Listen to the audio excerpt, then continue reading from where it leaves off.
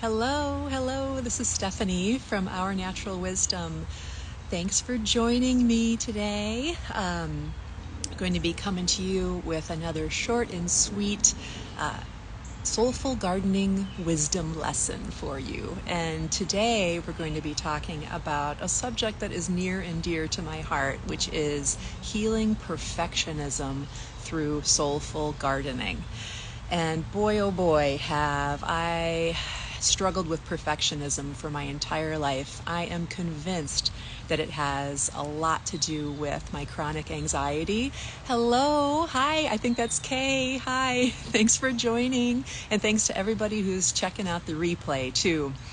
So, so talking about perfectionism and this, we have these parts of ourselves that are high achieving and that want to accomplish and create things at the highest possible level, which is an admirable quality and has served you well, I'm sure, in so many ways in your life, as it has served me well.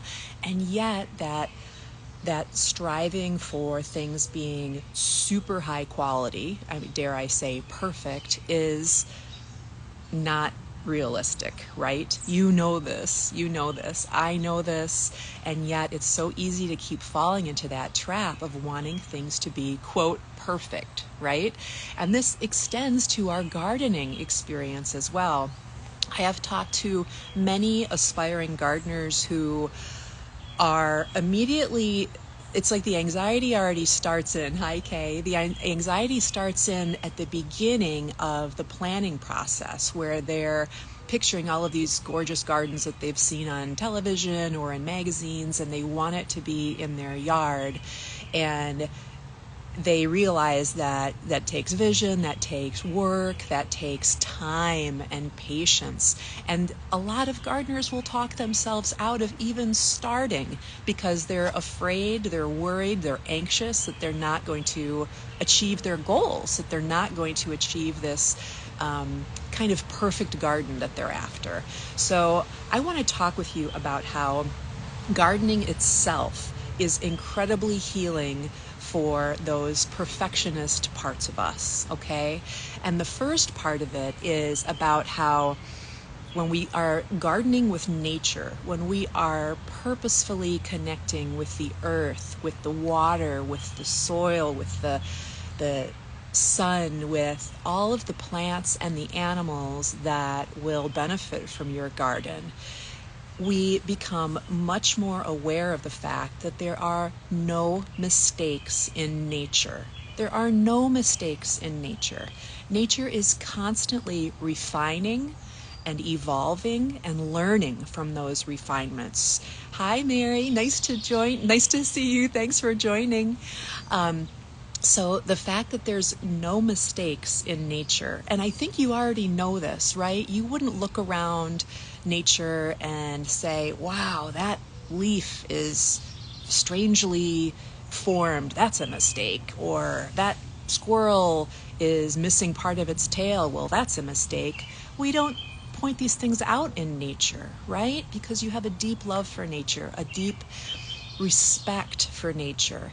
And through gardening, when we are gardening with nature and gardening soulfully with nature, purposefully, with a mindset of belonging and reclaiming your sacred connection with the earth, you come to understand that there are no mistakes when you are gardening with nature. Now, I understand that some of us have very particular aesthetics for our gardens. Some of us like to have everything in, groupings that are clumped together and that look somewhat manicured, more of like an ornamental type garden, and use native plants to do that. And that is beautiful, and that works for so many gardeners.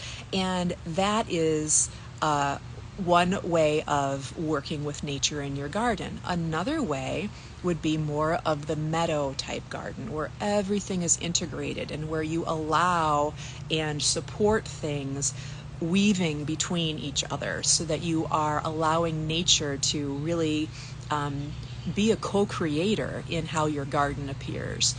And there's lots of different methods in between, right? It doesn't just have to be one or the other.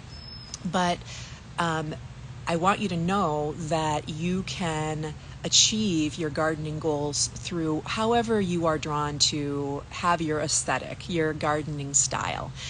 And when you're doing this, you will be connecting with nature, and you will be able to see how there are no mistakes, that you can work with nature to achieve the garden of your vision.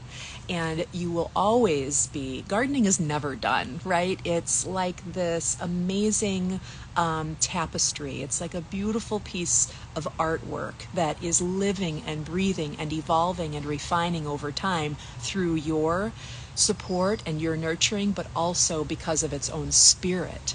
So when we are connecting with this, we are also acknowledging that we are constantly refining and learning and evolving over time. And then the pattern continues. We refine and learn and evolve over time. And gardening with nature is such a beautiful reminder of this for us. Now, I wanted to also speak to how gardens are such a wonderful connection with the cycle of life. You already know this, that there's gardening really connects you with the cycle of birth and growth and life, and also with death and with rebirth. So there's this wonderful cycle that you are connecting with when you are engaged in soulful gardening with nature. And I think that one of the things that I have had several women come to me about is, I would love to start gardening. I have this vision of having this soulful garden where I can go meditate or pray or journal or just chill out. But I am scared to death that I'm going to kill plants, because I have killed every house plant that I've ever owned.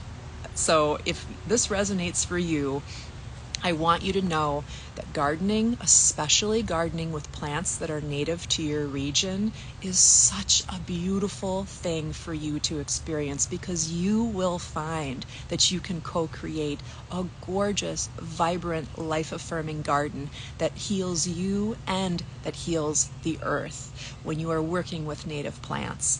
Because all of nature benefits from native plants, from restoring what has evolved in the place where you live.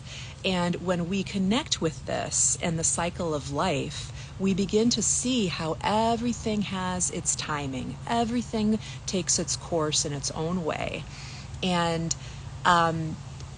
ironically, and it's maybe not ironically, but it's a beautiful lesson that I have learned over and over, that sometimes when we plant plants, and we are, like last year I planted a bunch of asters, and the rabbits came and gobbled them up, okay? And I was just heartbroken, and my husband made these little like chicken wire frames to put over them, and we were like babying these plants, and we were so worried that, they weren't going to make it, and we were so worried about this idea that they would die, right? That we would have plants that we had put in the ground lovingly, but then they were going to die. Well, this spring, they all came up incredibly strong, incredibly vibrant, and the ones that did persist last year through all of the rabbit nibbles put out an abundance of seeds. And I'm telling you, we have so many asters coming up right now that we're having to pull them out in places because they were responsive to the cycle of life. Nature figures it out. Nature has its own timing, and we are just a part of this. We are partnering with nature in our soulful gardens. So I just want you to, if you're really feeling like you want a garden, but you're afraid that you're going to kill something, that you're going to kill a plant, you will be surprised at how hardy and resilient, especially native plants are. And it will be a beautiful lesson for you to come to understand this perfectionist quality that you may have, that you want everything to live and thrive and be instantly abundant. Sometimes these take time. These things take time and patience and a trust, a level of trust in the wisdom of nature. okay? And then the third thing that I wanted to mention is that the practice, just engaging in a very simple mindful practice of releasing your perfectionism through your gardens, through nature, anytime you're interacting with nature. Such a powerful time to release perfectionist qualities. So if you feel that you are really feeling anxious about something that is that you're creating, that you want to bring forth into the world, something that you have created, but perhaps it wasn't quite at the level that you want, or something that you are really dreaming of creating and bringing into the world, but you keep talking yourself out of it because you are worried that the result is not going to be perfect. This is so important. It is time to release this. And I'm not saying it's instantaneous, but over time, being in your gardens and working with nature will help you release this. Very important for you, for your healing, and for your deepened connection with the earth. So this simple little mindfulness practice is to allow yourself, when you're in nature or walking through your gardens, allow yourself to see things that are not, quote, perfect in your garden. To see those flowers that have lost some of their petals, or some of the leaves that are crinkling up on the side, or some of the leaves that have holes in them, often because an insect of some type, maybe a butterfly caterpillar, was nibbling on it. These are all things that you will recognize as being natural, as being part of nature. You're not going to point at all of these things and say, well, that's not perfect. That shouldn't have happened.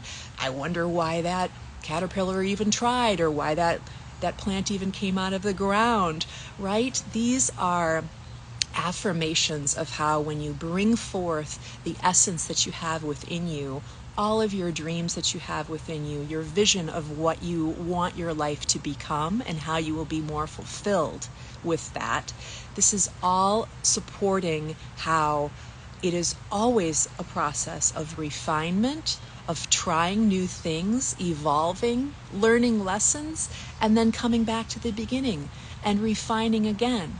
And we do this again and again in our lives. This is how we journey through our entire life, with awareness, with growth, with evolution, so that you can find more fulfillment, create more fulfillment for yourself in life. So just be mindful of being in the presence of these, quote, imperfect things in nature, and how these are reflections of the imperfections that we hold, and that you would never berate those leaves, that squirrel with the mangly tail, these flowers that have lost their petals. You would never look at them and say, well, that's not worth it. That's of no value. Just as you shouldn't say that about yourself and about your own actions and results and refinements and lessons that are always available to you throughout your life, in your garden, every day. All right. So I hope that helped a bit in helping in bringing your awareness into the idea that gardening can really help in healing perfectionist qualities. It has made a huge difference in my life and in the lives of several of my clients, and I believe that it will for you as well.